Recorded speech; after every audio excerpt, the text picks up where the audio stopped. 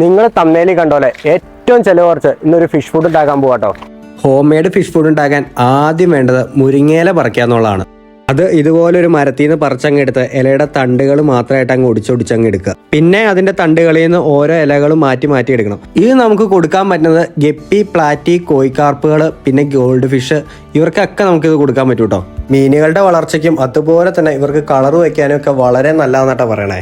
അതുപോലെ തന്നെ നമ്മൾ കഴിക്കണം വളരെ ഗുണമുള്ള ഒരു കാര്യം കേട്ടോ. ഇതിന് സ്കിന്നിനും ഹെയറിനും ലിവറിനും സ്റ്റൊമക്കിനും എല്ലാത്തിനും നമുക്ക് നല്ലതാണ്. ഇലയൊക്കെ സെപ്പറേറ്റ് ചെയ്ത് കഴിഞ്ഞാൽ പിന്നെ അങ്ങനെ തന്നെ എടുത്ത് നേരെ അങ്ങ് വെയിലത്തേക്ക് അങ്ങ് കൊണ്ടുപോയി വെച്ചേക്കുക. നല്ല വെയിലുണ്ടെങ്കിൽ ഉച്ചയൊക്കെ കഴിയുമ്പോഴത്തേനും നല്ല ഇതിലും അങ്ങ് ഉണങ്ങി അങ്ങ് കിട്ടും.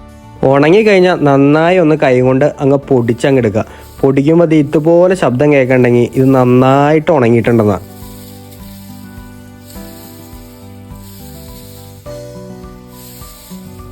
നല്ല രീതിയിൽ പൊടിച്ച ശേഷം ബാക്കി വന്ന തണ്ടും കാര്യങ്ങളെല്ലാം എടുത്ത് അങ്ങ് കളയണം.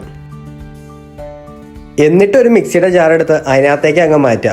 ഇനി നമുക്ക് വേണ്ടത് ഉണക്കച്ചെമ്മീനാട്ടോ. ഉണക്കച്ചെമ്മീനിൽ ഒത്തിരി വിറ്റാമിൻസ്, മിനറൽസ് ഒക്കെ ഉണ്ട് കേട്ടോ. ഇത് ഇട്ട ശേഷം കുറച്ച് ഗോതമ്പ് പൊടിയും കൂടെ അതിന്റെ കൂടെ ഇടുക. ഇത് മിക്സിയിലിട്ട് നല്ല രീതിയിൽ അങ്ങ് പൊടിച്ചങ്ങ് എടുക്കുക. പൊടിച്ചു കഴിയുമ്പോൾ അതേ ഇതുപോലെ അങ്ങ് ഇരിക്കും.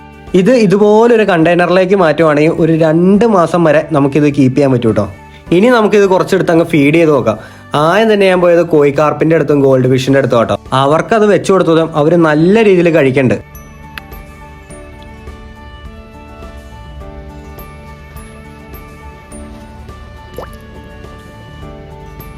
അവിടെ ഞാൻ നേരെ പോയത് ഗപ്പികൾക്ക് കൊടുക്കാനാട്ടോ. ഗപ്പികൾ നല്ല രീതിയിൽ അത് കഴിക്കണ്ട്.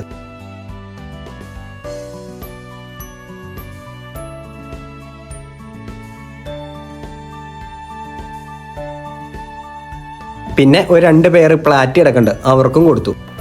എല്ലാവരും വീട്ടിലൊന്ന് ട്രൈ ചെയ്ത് നോക്കുക. അതുപോലെ തന്നെ വീഡിയോ ഇഷ്ടപ്പെട്ടാൽ ലൈക്ക് ചെയ്യുക. അതുപോലെ തന്നെ ചാനൽ ഒന്ന് സബ്സ്ക്രൈബും ചെയ്തേക്കുക. അപ്പോൾ ഇനി പുതിയ വിശേഷമായിട്ട് അടുത്ത ദിവസം കാണാം.